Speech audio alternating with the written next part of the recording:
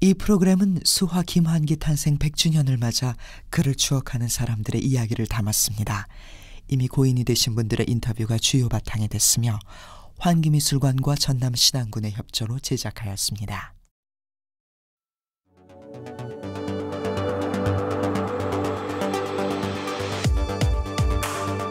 중국의 급성장과 함께 홍콩의 미술품 경매시장도 뜨겁게 부상했다. 지난해 4월 세계적인 작품이 출품된 홍콩 경매시장. 그곳엔 한국 근현대미술의 대가 김환기의 작품도 있었다. 김환기, entitled Garden. I have interest in this lot, and I can start the bidding here with me at $6 million. At 6.4 million, 6.6 million, 6.8 million. Still with me at $6.8 million. Against you all at $6.8 million. At $6.8 million. 7.2, 7.4, 7.6 million. Thank you. 760万, 7.8 million. Last chance to bid on $7.8 million. Sold. Paddle number 29 for $7.8 million. 100,000. 이제 김환기의 작품은 세계 미술 시장의 뜨거운 화제거리가 됐다. 김환기가 우리 곁에 온 지 100년. 우린 그를 어떻게 추억하고 있을까? 한 시인이었습니다. 그림을 통해서 시상을 우리들에게 던져주는 그런 화가였죠. 국내 작가로서 국제적으로 그만큼 활동을 한 작가는 없어요. 나는 여태까지 그 김환기 씨만한 그 작가가 아직은 나오지 않았다. 추상이라는 게 좀 어렵거든요. 그런데 어려운 추상화에도 우리에게 많은 공감을 주는 아름다운 미의 세계를 하나 만들어낸 화가라고 난 생각합니다.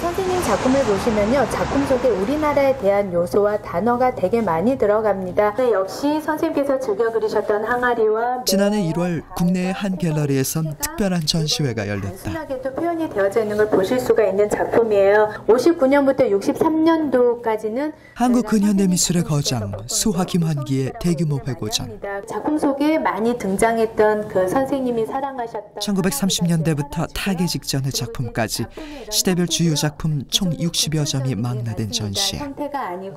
50일 동안 무려 5만여 명의 관람객이 달려갔다.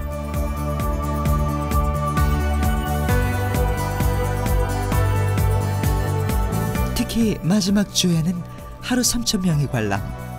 한국 미술계의 신기록을 세우기도 했다.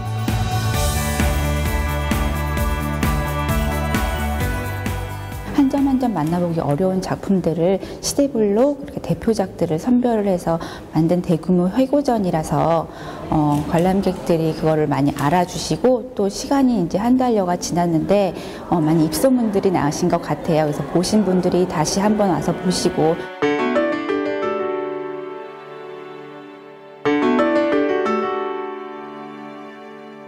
전시에는 그동안 볼 수 없었던 메아리, 귀로 등 미공개작 4점이 처음으로 공개돼 화제를 낳았다.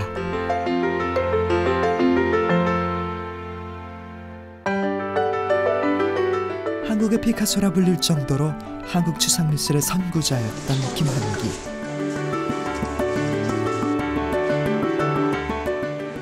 흔히 추상미술하면 어렵다는 편견이 지배적이지만 다양한 연령대의 관람객이 찾아오면서 김환기에 대한 관심을 입증했다. 보는 순간 저 그림 너무 좋. 친구하고 같이 왔는데 너무 좋다. 네, 다른 친구들도 와서 많이 봤으면 좋겠다는 생각이 들었어요.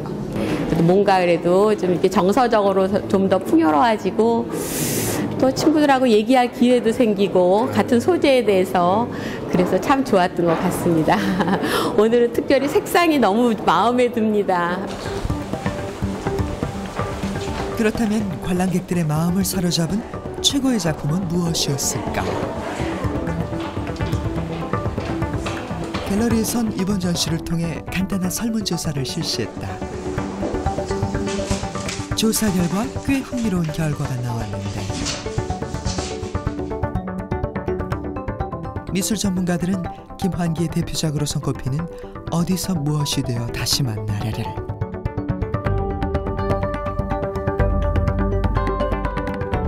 일반 관람객은 우주를 가장 좋아하는 작품으로 선택했다. 물감이 번지듯 찍어넣은 수많은 점들, 우주를 최고의 작품으로 선택한 이유가 더 궁금해졌다.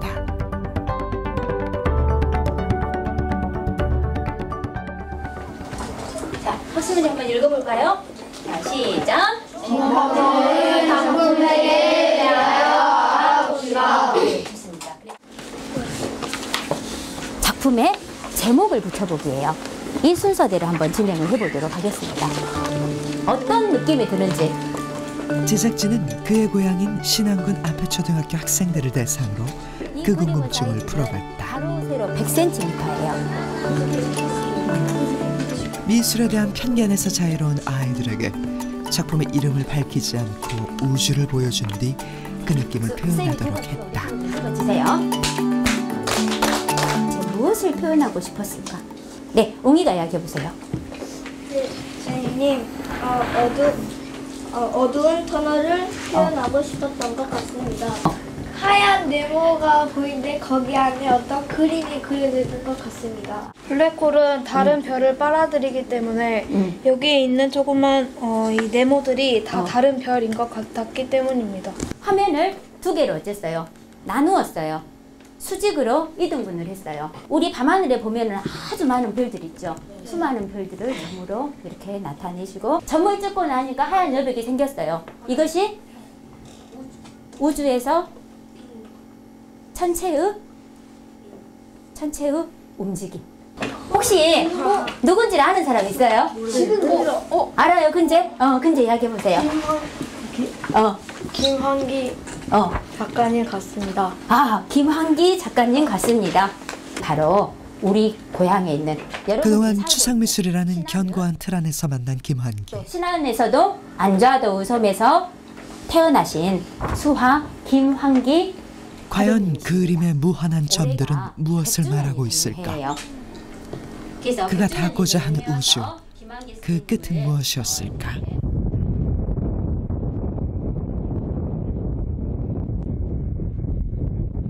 김환기의 고향 안좌도로 가기 위해선 아페도에서 1시간 남짓 배를 타고 가야 한다.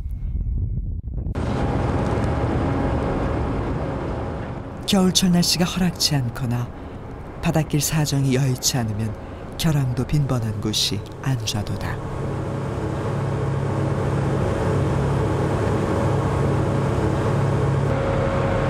그의 표현대로 남쪽의 콩알 같은 작은 섬이지만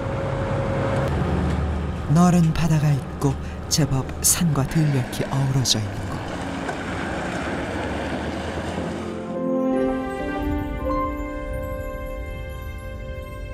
1913년 2월 27일 이곳에서 김환기는 김상현의 외아들로 태어난다.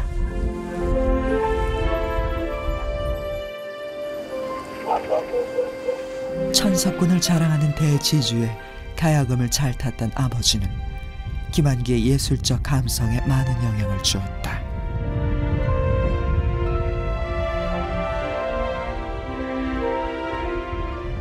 육지와 통하는 연락선조차 드물었던 시절, 아들에게 예술 교육을 시킬 만큼 신문물을 빠르게 받아들였던 아버지 아래서 김환기는 일찍이 화가의 꿈을 채워갔다. 신안군 그 귀자도에 아버지가 도사라고 할 만한 유복한 집에서 태어났지만은 그 유복한 모든 유복하고 예술을 바꿔놓은 분이다, 이렇게 봐지기 때문에 더 우리는 존경스럽고.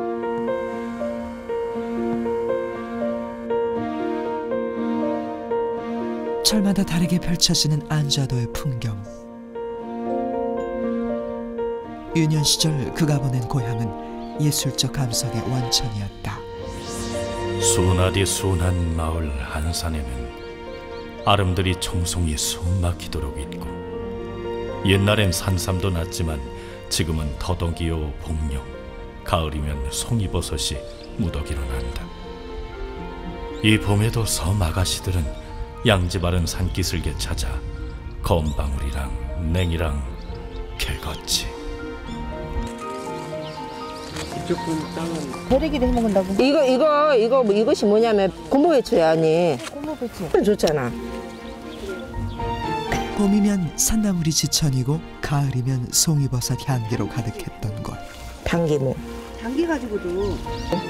그렇지. 고향의 넉넉한 자연은 김환기의 삶과 예술의 출발점이었다.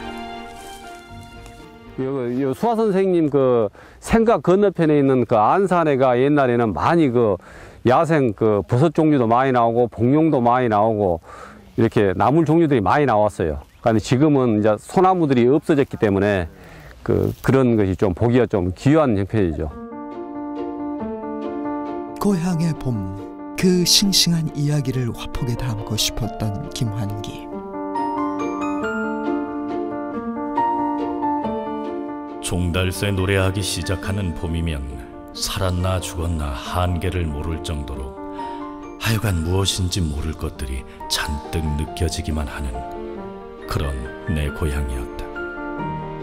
난 소년 시절에 이러한 것들을 표현해 보려고 내 딴에 내써 보았던 것이 한 달 만에 종달새 노래할 때로 이루어졌다. 기자도, 서울, 한국, 여기 줄곧 이것하고 떨어질래 떨어질 수가 없는 관계라고 봅니다. 그런데 그 작품을 통해서 역시 언제든지 이렇게 앉아서 말씀을 하면은 한국의 아름다움이 뭐냐, 한국적인 것이 뭐냐, 이걸 언제든지, 그래서 화두가 그거였습니다. 김환기가 특히 좋아했다는 마을 뒷산 안산은 지금도 아름드리 소나무가 우렁차다.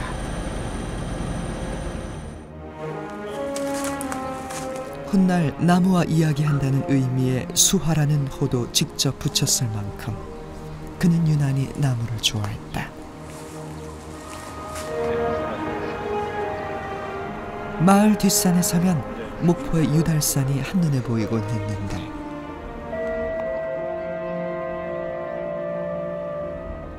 육지를 지척에 두고도 바라볼 수밖에 없었기에 더욱 그립기만 했다.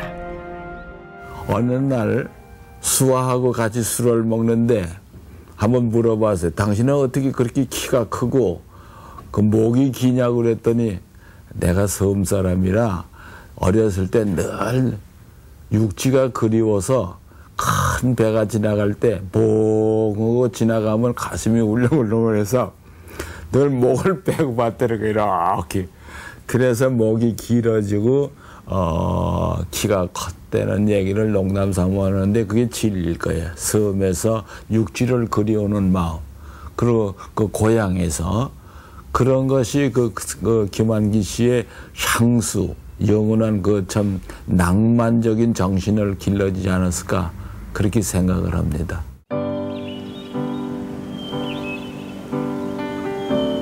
하지만 당시 모든 부모가 그렇듯 그림쟁이에 부정적이었던 아버지. 김한기는 그 반대를 무릅쓰고 일본행을 결심한다. 1933년 그의 나이 21살이었다. 일본 대학 미술학부에 입학한 김환기는 다양한 미술 모임에 참여하며 새로운 예술 세계와 마주했다.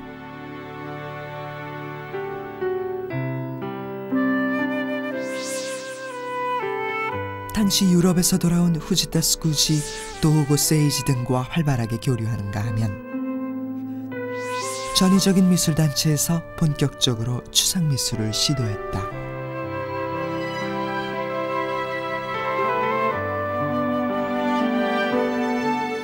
일제강점기, 당시로선 파격적인 행보였다. 그 당시에 뭔가를 재현한다는 것은 사실 식민지 이야기를 재현하는 거 아니에요? 그런데 그 재현의 형식을 부정하는 그 추상 형식이라고 하는 건 사실 식민지 서사를 부정하는 거하고 맞물린다고 받아들여져요. 김한기의 초기 미술을 대표하는 한국 추상미술의 신호탄 론도. 자연에 기대어 살아가는 안악들의 생명력. 그 싱싱한 리듬감을 표현한 작품으로 당시 국내에선 볼 수 없었던 새로운 시도였다. 한국 화단이 그 이전에는 일본이라고 하는 그 프레임 안에 이렇게 갇혀 있었다면은 김한기 선생의 론도 작품 같은 경우 또 그 옆에 이제 유영국 선생님 같은 분들이 계신데 추상화가로 그런 분들이 운동을 벌였던 추상미술 운동 좀 글로벌한 차원에서 그 흐름을 이해할 수도 있어요. 1937년 전쟁이 고조되자 일본 유학에서 돌아온 김환기. 그리고 평생의 동반자인 김향안과의 결혼과 함께 그는 모든 것을 새롭게 시작하고자 했다. 나는 유산 같은 건 싫다. 내 힘으로 벌어서 살지. 사람은 이역이 한 직업을 가지고 그에 열중해야지 남을 믿고 살아서는 안 된다. 말하자면 소자제도만 가지고는 사람이 살 수는 없다. 이런 얘기를 누누이 하신 것을 들었습니다. 그러나 한국전쟁이 터지면 그에게도 시련은 찾아왔다. 해군 종군 화가로 근무하며 생존의 절박함을 고민해야 했던 부산 피난 시절. 그는 암울한 현실 속에서도 낭만과 희망을 잃지 않았다. 제대로 허리 한번 펼 수 없는 낮은 다락방에서도 그의 붓은 꺾이지 않았고, 남루했던 한 시대의 단면들은 예술이라는 또 다른 이름으로 다시 태어났다.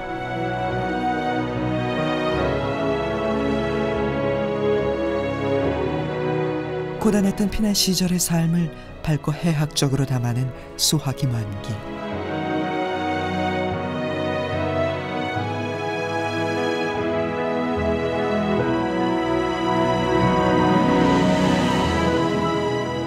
그는 파란 많은 격정의 시대를 유쾌하게 살아간 예술가였다. 이분은 우익하고 좌익하고 나누어서 그렇게 아기다툼을 할 때 어느 한쪽에 치우치질 않았습니다. 양쪽에 다 깊은 우정을 갖고 있었습니다. 그 인간의 폭이에요. 그 어느 한쪽에 치우치지는 분은 아닙니다. 그렇게 스케일이 큰 분이었습니다. 김환기 특유의 낭만은 전쟁이 끝난 이후 성북동 시절에도 변함이 없었다. 서울 한복판에서도 드물게 자연을 품고 있는 성북동.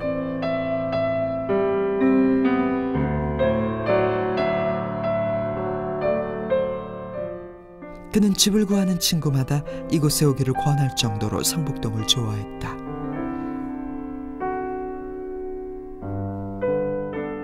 수화가 안좌도만큼 사랑했던 제2의 고향이었다. 1947년에 저 김용진 성북동에 살잖아. 예. 그 집에서. 아, 그 초가집. 예. 아니, 초가집. 예. 골짜기에 초가집. 예. 그거는 저기 김용진이가 서울대학 나가고 그만뒀을 때 그 집을 사라고 그랬어. 수화보고. 예, 예. 그래서 샀어요. 예. 샀는데 도구는 그대로 놔두고 김영진 제 친구만 가져가고 일부 와서 매일 그림을 그렸어요. 꽃이 피고 숲이 있고 달빛이 드나드는 곳. 그 시절 김한기와 친분이 두터웠던 김영준은 자연 속에 자리한 이 집을 수화의 숫자와 향안의 향자를 따 수양사한방이라 이름 지었다. 수화 김양기 선생님의 어머니께서 그런 말씀하셨대요. 얘야, 너는 그 고향을 두고 서울로 올라왔는데 서울이라는 곳이 어떻게 고향처럼 이렇게 시골이냐, 그런 말씀을 하셨다고 하는데요.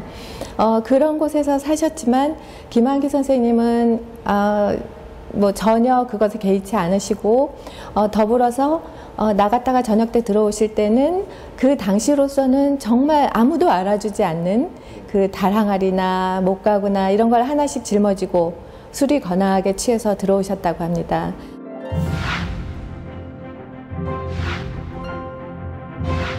성북동 시절 그는 이중섭, 장욱진 등 화가뿐 아니라 여러 문인들과도 폭넓게 교류한다. 호방한 성격으로 우스갯소리 또한 곧잘했던 김한기.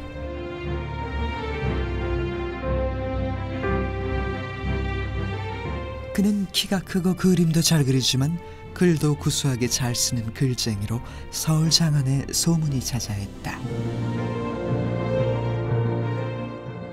성북동에 같은 동리 살면서 그 박목을 박두진 이런 청록파 시인들하고도 접촉에 같았기 때문에 그런 시적인 표현이 그런 방향으로 계속되고 있었지 않나 그렇게 생각합니다. 하여간 윤택한 인간미를 풍기면서 살았어요. 많은 문인들 뭐 거의 명동을 중심해 가지고 우리가 그때 50년대 살았을 때 김한기 씨는 대단한 전 멋쟁이로 많은 문인들에게 혜택도 준 인간미 풍부한 그런 화가며 예술가며 그 사람은 수필 쓰는 것이 또 대단히 고전적이면서 낭만적인 참 그리고 문장도 아름다운 그런 화가였었어요. 네. 그런 화가 난 드물다고 생각합니다. 한번 정을 주면 한이 없을 만큼 사람을 좋아했던 김한기. 당시 그는 여러 문인들과의 인연으로 문학 잡지의 표지 그림을 자주 그렸다.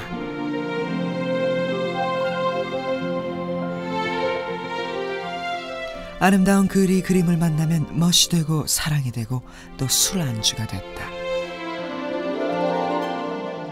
잡지 표지, 현대문학이라든가 뭐 다른 잡지 표지를 해가지고 거기서 받은 고려 가지고 연명도 하고 또 때에 따라서는 나하고 같이 남포동에 나가서 이거 협잡해서 번 돈인데 이거 집에 가지고 가면 안 된다고 그러면서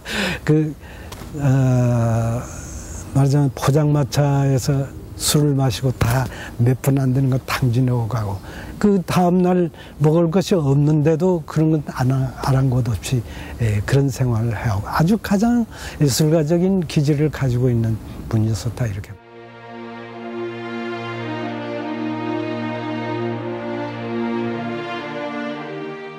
멋을 알고 멋을 지닌 예술가 김한기. 그는 우리 것을 이해하고 판단하는 안목 또한 전문가 수준이었다.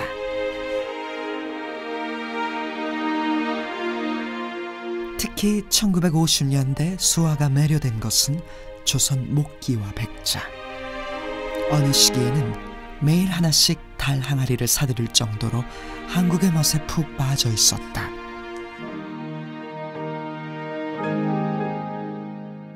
지금 말해서 한국의 목가구라든지 달항아리, 그리고 어떤 미nie품인 그 보자기 같은 것의 아름다움을 일찍이 발견하시고 그것을 또 예찬하셨고, 그리고 자신의 작품에 그것을 투영해서 어떤 그 조형화시켰다는 그러한 훌륭한 점을 간파하셨기 때문이라고 생각을 합니다.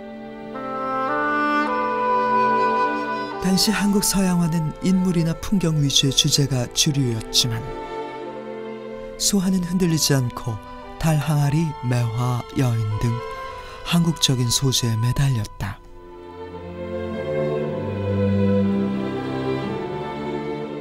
이는 당시 고고학의 대가인 최순우와의 교류를 통해 영향을 받았다. 그리고 수화는 작품을 통해 당시 교류하던 많은 문학가와 철학가들에게 또 다른 영향을 미쳤다.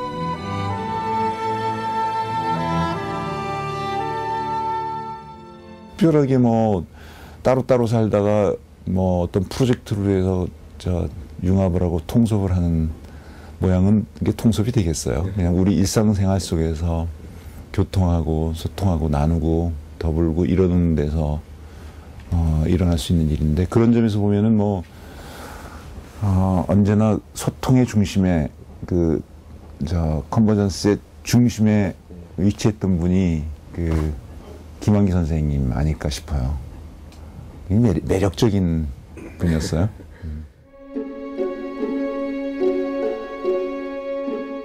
프록을 넘기며 김환기는 자신의 미술 세계에 대한 궁금증이 생겼다. 서양 미술의 본고장에서 그 위치를 확인받고자 했던 그는 1956년 파리행을 결심한다.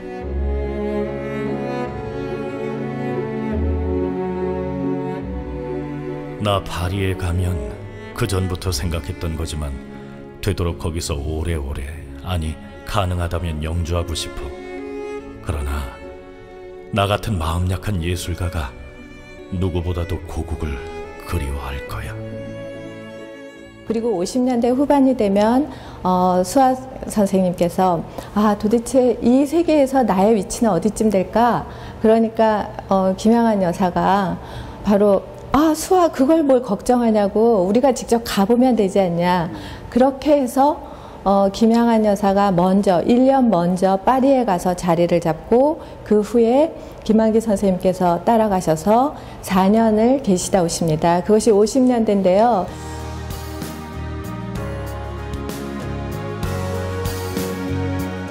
수화 스스로 과학자인 하나의 거대한 예술작품이라 표현했던 파리.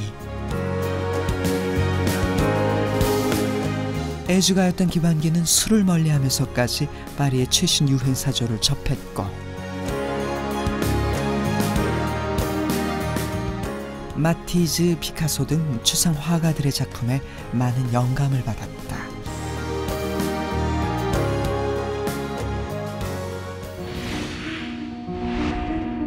아내는 학교에 가고 나 홀로 프랑스 담배를 피우며 고국을 생각하고 친구들을 생각하며 붓을 들었어. 날마다 망치 소리가 들려오는데 자연 형 생각이 나곤 하오. 당시 화가들 사이에선 프랑스 물만 마셔도 화풍이 바뀌곤 했지만 수화는 오히려 자신의 그림을 더 밀고 나갔다. 확고한 자기 세계 없이는 살아남을 수 없다는 사실을 절감했던 것이다.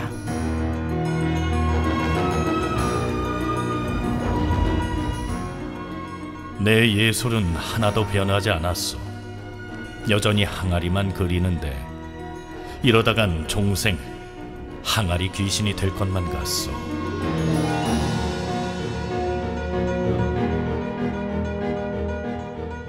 이국의 땅에서 자기를 발견하고 스스로를 더 확신할 수 있었던 수화. 파리에서 김환기는 이미 파리를 넘어서고 있었다.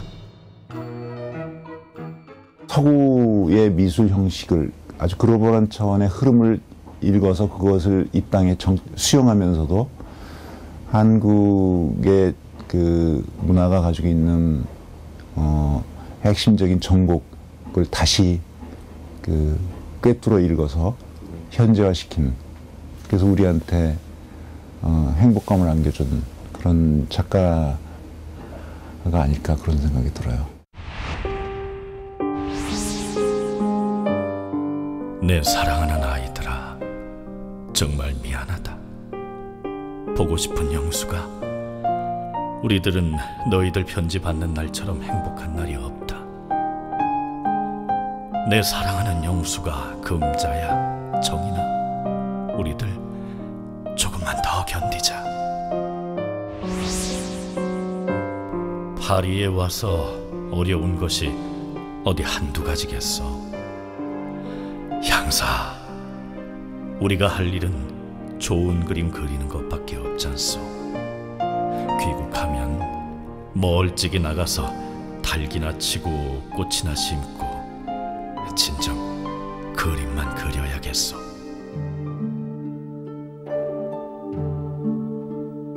천상 사람을 좋아하고 풍류를 즐길 줄 알았던 김환기.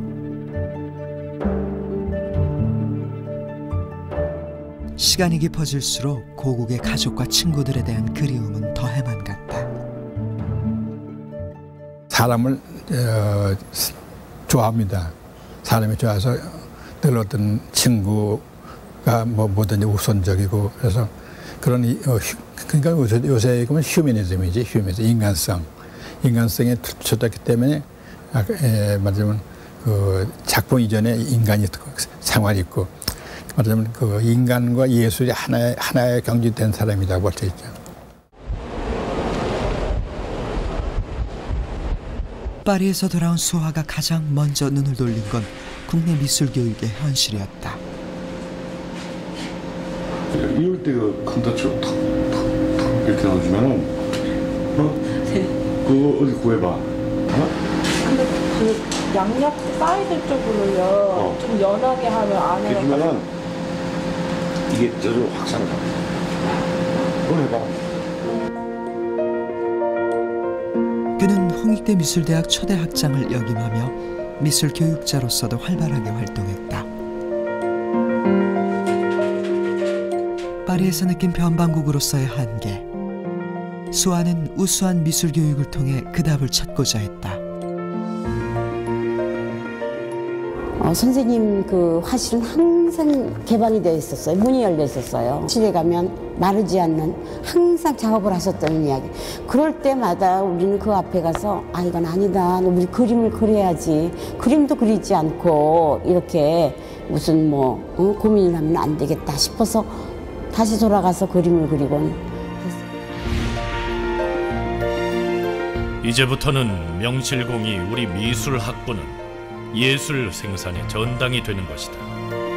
우리들은 우리들이 생산한 예술을 진열하는 미술관을 지어야 한다. 매년 한 명의 외국 유학 장학생을 생각해본다. 이런 제도를 둠으로써 세계적인 대예술가가 틀림없이 우리나라에서도 나올 수 있다고 생각한다.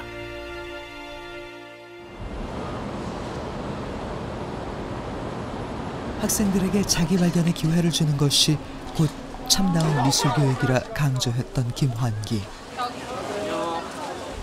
덕분에 홍대는 오늘날 미술 명문으로서의 터를 확고히 다질 수 있었다. 아주 이상적인 미술 학원을 만들겠다 하는 것이 그의 이상이었습니다. 그러니까 그때까지 자네는 열심히 미학을 공부해서 그때 우리 같이 제자를 양성을 하자, 생각하는 미술인을 만들자, 그런 말씀이 있었습니다. 네. 1963년 김환기 예술 인생의 전환기가 찾아왔다. 그해 개최된 상파울로 비엔날레에서 세계미술의 자극을 받은 그는 또다시 뉴욕행을 단행한다. 우리 방은 괜찮았다. 그리고 내 그림도 나쁘지 않았다. 내 예술도 의미가 있다는 자신을 얻었다. 단지 나는 시골에서 살았다는 것밖에 없다. 그래서 세계적인 작가가 되려면 어떻게 한가 해서 산파울로 비엔날레로 갔었대요. 갔으니까 거기서 보니까 세계가 보인단 말이에요. 그러면 세계 보이니까 아 이거는 서울로 돌아가서 그런 향토 속에 묻힐 거냐. 그렇지 않으면 뉴욕에 가서 어떤 세계를 상대로 새로운 미술세계를 갖다 개척할 것이냐. 그때만 굉장히 고민했을 것 같아요. 그래갖고 이제 결국 후자를 갖다 선택했죠.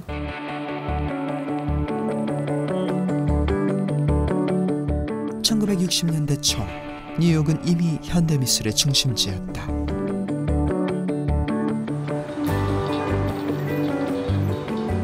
(2차) 대전 후 기존 미술의 권위가 무너지면서 추상미술과 대중의 소비를 앞세운 상업미술이 급성장하고 있었다.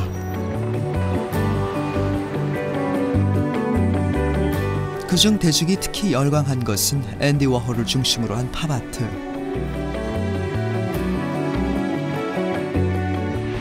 앤디 워홀은 회화부터 영화까지 다양한 활동을 펼쳤다. 거대 자본을 바탕으로 한 뉴욕의 미술 세계를 충격적으로 대면한 수화는 미술의 다양성이라는 새로운 주제와 맞닥뜨렸다. 오브제부터 과시나 유화를 시도하기도 했는데 이렇게 다양한 기법을 사용한 데는 또 다른 이유가 있었다. 지금처럼 그림이 비싸면은 아주 호화 생활을 하셨겠지. 그런데 그 오브제라든가 또 이 과슈 그림을 그린 거 그때는 상당히 어려울 때가 아니었는가 그렇게 생각을 합니다. 그러니까 난 그 과슈라든가 오브제가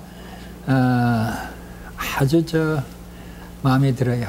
그의 그 타향살이 속에서 만들어진 아주 위대한 예술가의 작품이다. 이렇게 개인적으로 더 사랑을 합니다.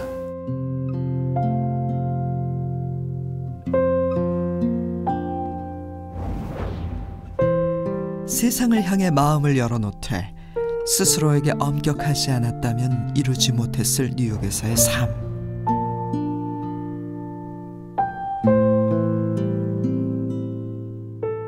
뉴욕으로 건너간 김환기는 10년 동안 단 한 번도 고국을 찾지 않고 작품 활동에 전념했다.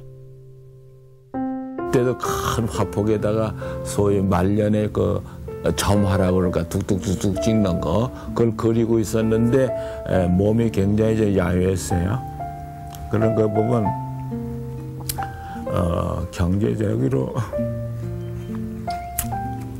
그건 빼라. 예술가들이 다 가난하거든 사실.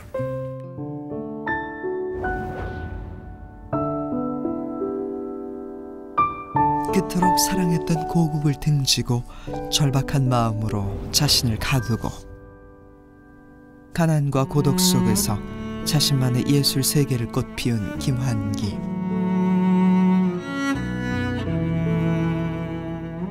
고국에 있는 친구들에게 자기 사연을 전하는 원고 편지 같은 느낌의 점을 찍고 있었다. 친구가 보고 싶다. 자식이 보고 싶다. 고국의 삼촌이 보고 싶다라는 그런 생각에서 그걸 그리고 있었어요. 친구인 김광섭의 시 저녁의 마지막 구절에서 제목을 딴 미국 시기의 대표작 어디서 무엇이 되어 다시 만나랴.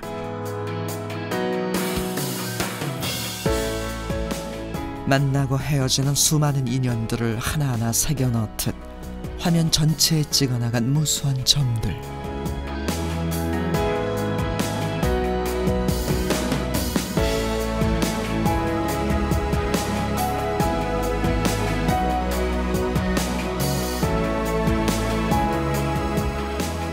당시 국내 미술계엔 놀라운 충격이었다. 그래서 작품을 보면은 저 시화 작품을 보면은 그런 게 보이잖아요. 예. 어떤 그런 그 한국 화가들이 하고 있던 것에서 조금 더 이렇게 앞서 있던 어떤 다른 세계를 새로운 사실을 표현하는 그런 걸 가지고 있잖아요. 김환기 작품 세계에 굵직한 변화의 주름이 새겨지고 마침내 추상 세계로 대전환을 이룬 뉴욕 시기. 그가 꾸준히 추구해온 산과 달, 바다와 같은 구체적인 형상은 사라졌지만 무수한 점들이 화면의 무게를 지탱하고 있다. 파도 위에 부서진 햇살 같기도 하고 우주의 은하 같기도 한 점들. 한국의 산하에서 태어나 자라고 결국은 생명의 시원으로 돌아간 티끌 같은 삶. 모든 것은 점으로 환원됐고 그 자신 또한 점이 됐다. 1월 9일 오늘은 아무것도 못한다. 너무 오래 쉬다. 아무런 생각도 안 든다. 3월 5일 정말 내일 임피치에 들어가는 모양. 넘버 327 끝내다. 3월 15일 넘버 328 저녁 때까지 간신히 끝마치다. 정신이 없다. 3월 25일 종일 일하고 밤에도 일한다. 속력이 안 난다. 4월 4일 넘버 330 저녁에 끝내고 파크에 간신히 나가다. 5월 21일 넘버 333 3분의 2 끝내다. 하반부 신경통 여전하다. 6월 11일 새로 넘버 336 시작. 6월 24일 일하다가 내가 종신수임을 깨닫곤 한다. 늦기는 했으나 자신은 만만. 7월 6일 오늘은 쉬고 내일은 입원해야 한다. 7월 9일 어젯밤 최순우 씨 꿈을 꾸다. 이상도 하지. 정신이 없다. 그저 늘 잠이 든 것 같다. 내일 1시에 수술. 눈치를 보니 어려운 수술인 것 같다. 지금 난 아무런 겁이 안 난다. 평안한 마음이다. 7월 11일 해가 뜬다. 오늘 1시 수술. 내 침대에 Nothing by Mouse가 붙어있다. 내일이 빨리 오기를 기다린다.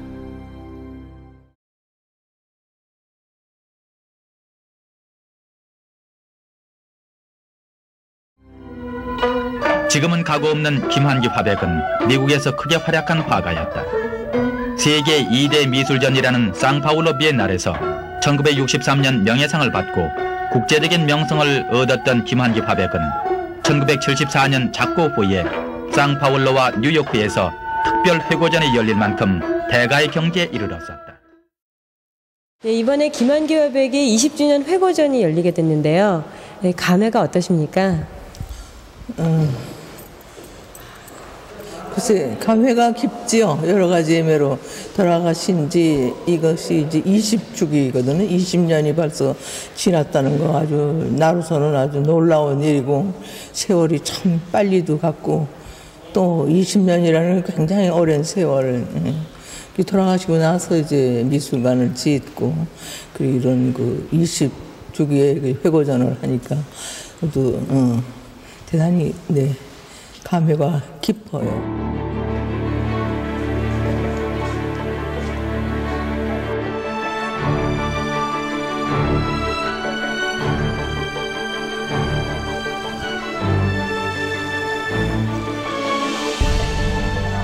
김환기 탄생 100주년이 되는 해. 지난해부터 이를 기념하는 특별한 전시회가 계속되고 있다. 그가 평생을 바친 작품 한 점 한 점에는 더없이 멋스러웠던 김환기의 삶과 한없이 아름다웠던 예술에 대한 열정이 고스란히 녹아있다. 인간 김환기는 떠났지만 예술가 김환기는 오래도록 우리 곁에 남아 오늘도 우리는 그를 기억하고 추억한다.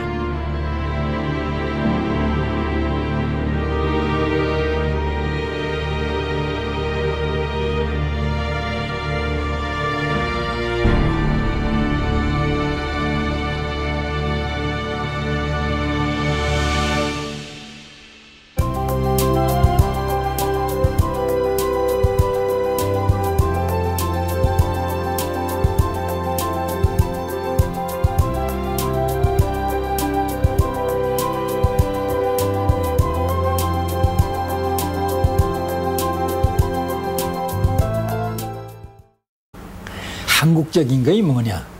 이걸 언제든지 그래서 화두가 그거였습니다.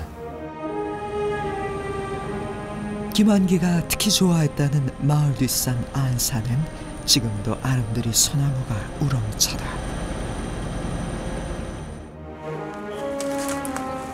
훗날 나무와 이야기한다는 의미의 수화라는 호도 직접 붙였을 만큼 그는 유난히 나무를 좋아했다. 마을 뒷산에 서면 목포의 유달산이 한눈에 보이곤 했는데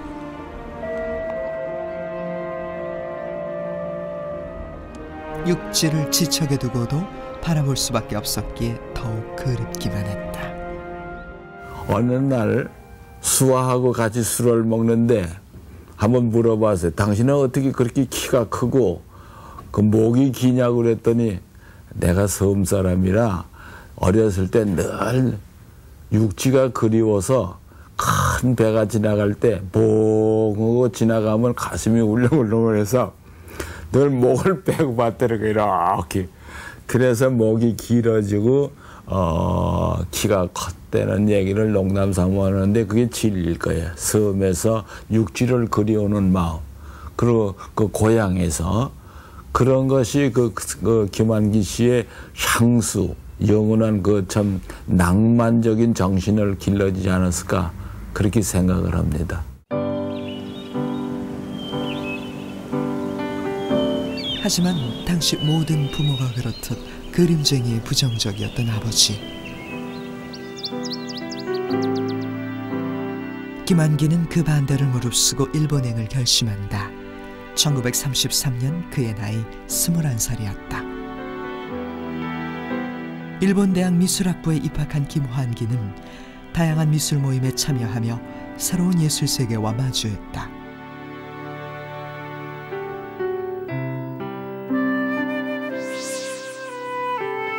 당시 유럽에서 돌아온 후지타스 구지, 도호고 세이지 등과 활발하게 교류하는가 하면 전위적인 미술단체에서 본격적으로 추상미술을 시도했다.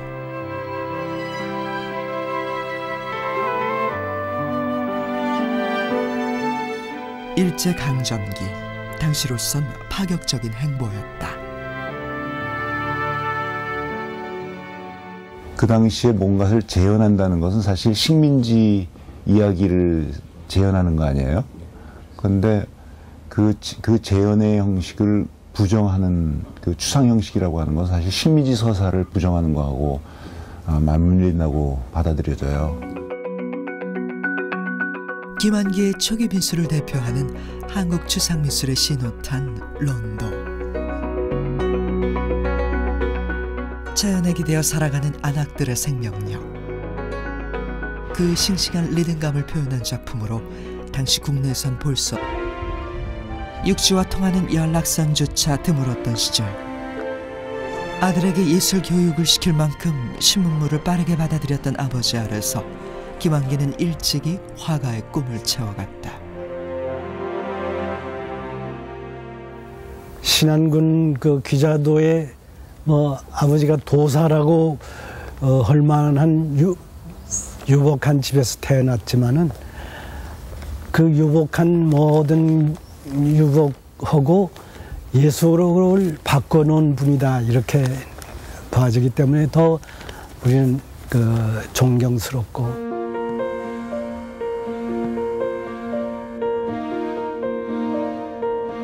겨울철마다 다르게 펼쳐지는 안좌도의 풍경. 유년 시절 그가 보낸 고향은 예술적 감성의 원천이었다. 순하디 순한 마을 한산에는 아름드리 청송이 숨막히도록 있고, 옛날엔 산삼도 났지만 지금은 더덕이요 복룡, 가을이면 송이버섯이 무더기로 난다. 이 봄에도 섬 아가씨들은 양지 바른 산기슭에 찾아 검방울이랑 냉이랑 개걷지. 베리기도 해 먹는다고. 이것이 뭐냐면 고무배추야, 아니. 고무배추. 좋잖아.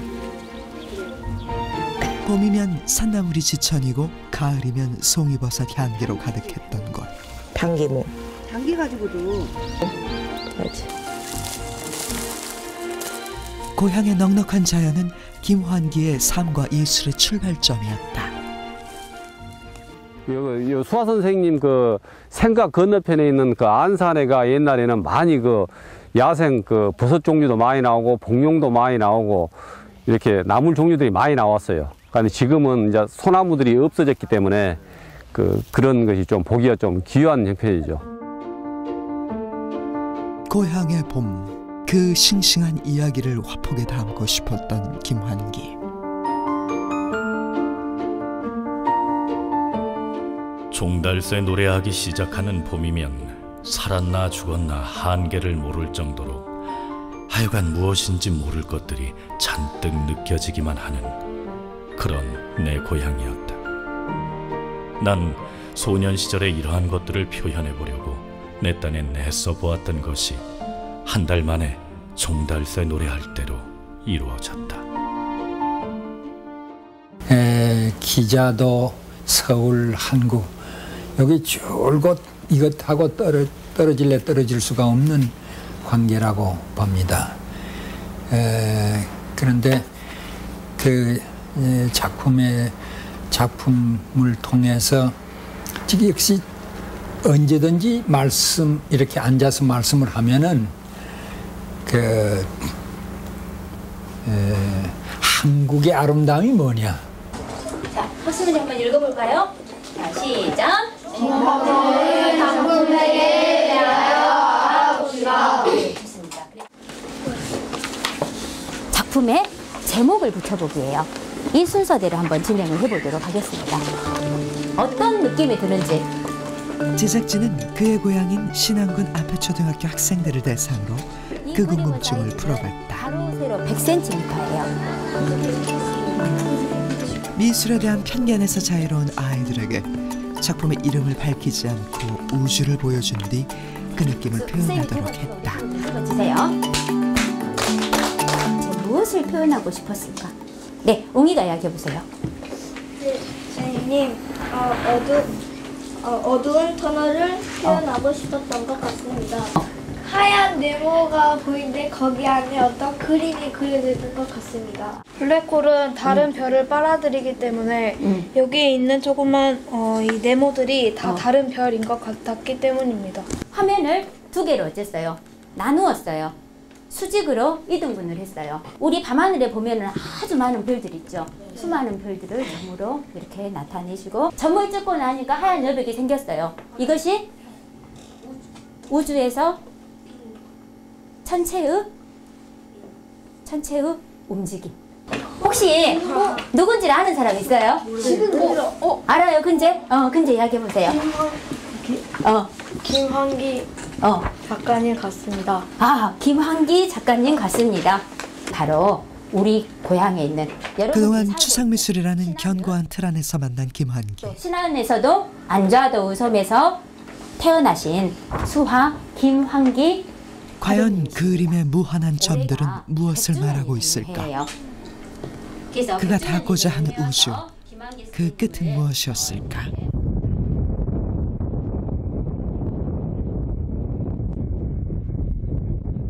김환기의 고향 안좌도로 가기 위해선 앞에도에서 1시간 남짓 배를 타고 가야 한다. 겨울철 날씨가 허락지 않거나 바닷길 사정이 여의치 않으면 결항도 빈번한 곳이 안좌도다.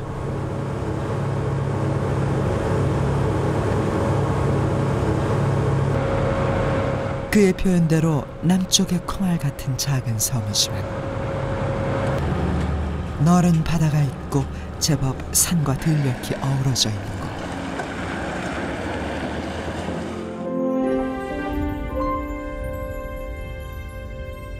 (1913년 2월 27일) 이곳에서 김환기는 김상현의 외아들로 태어난다.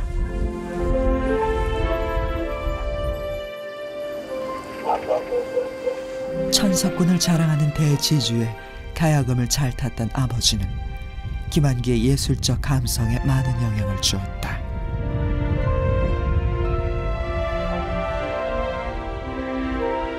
이 프로그램은 수화 김환기 탄생 100주년을 맞아 그를 추억하는 사람들의 이야기를 담았습니다.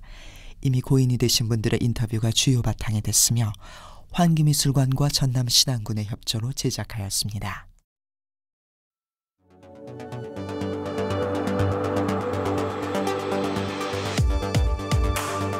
중국의 급성장과 함께 홍콩의 미술품 경매시장도 뜨겁게 부상했다. 지난해 4월 세계적인 작품이 출품된 홍콩 경매시장. 그곳엔 한국 근현대미술의 대가 김환기의 작품도 있었다. 김환기, entitled Garden. I have interest in this lot, and I can start the bidding here with me at $6 million, at 6.4 million, 6.6 million, 6.8 million, still with me at $6.8 million, against you all at $6.8 million, at $6.8 million, 7.2, 7.4, 7.6 million, thank you. 760万, 7.8 million. Last chance to bid on $7.8 million. Sold. Paddle number 29 for $7.8 million. 100,000. 이제 김환기의 작품은 세계 미술 시장의 뜨거운 화제거리가 됐다. 김환기가 우리 곁에 온 지 100년. 우린 그를 어떻게 추억하고 있을까? 한 시인이었습니다. 그림을 통해서 시상을 우리들에게 던져주는 그런 화가였죠. 국내 작가로서 국제적으로 그만큼 활동을 한 작가는 없어요. 나는 여태까지 그 김환기 씨만한 그 작가가 아직은 나오지 않았다. 추상이라는 게 좀 어렵거든요. 그런데 어려운 추상화에도 우리에게 많은 공감을 주는 아름다운 미의 세계를 하나 만들어낸 화가라고 난 생각합니다.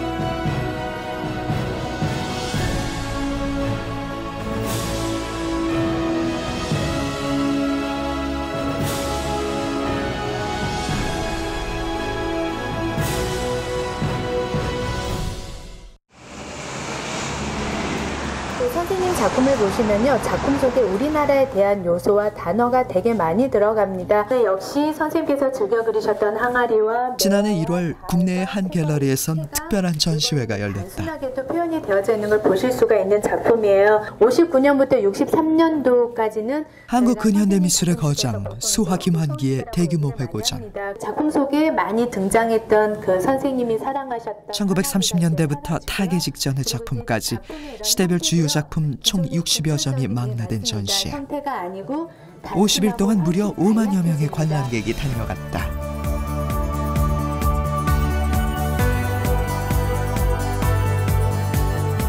특히 마지막 주에는 하루 3,000명이 관람, 한국 미술계의 신기록을 세우기도 했다.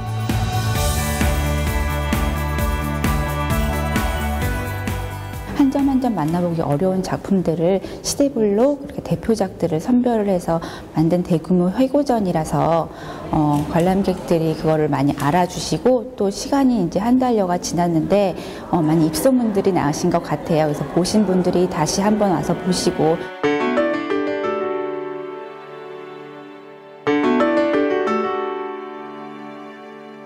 전시회는 그동안 볼 수 없었던 메아리, 귀로 등 미공개작 4점이 처음으로 공개돼 화제를 낳았다.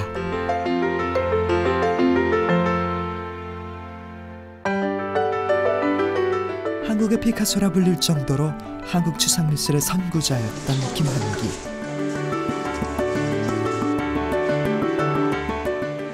흔히 추상미술 하면 어렵다는 편견이 지배적이지만 다양한 연령대의 관람객이 찾아오면서 김환기에 대한 관심을 입증했다. 보는 순간 저 그림 너무 좋고 친구하고 같이 왔는데 너무 좋다. 네, 다른 친구들도 와서 많이 봤으면 좋겠다는 생각이 들었어요. 뭔가 그래도 좀 이렇게 정서적으로 좀 더 풍요로워지고 또 친구들하고 얘기할 기회도 생기고 같은 소재에 대해서 그래서 참 좋았던 것 같습니다. 오늘은 특별히 색상이 너무 마음에 듭니다. 그렇다면 관람객들의 마음을 사로잡은 최고의 작품은 무엇이었을까? 갤러리에선 이번 전시를 통해 간단한 설문조사를 실시했다. 조사 결과 꽤 흥미로운 결과가 나왔는데 미술 전문가들은 김환기의 대표작으로 손꼽히는 어디서 무엇이 되어 다시 만나려를,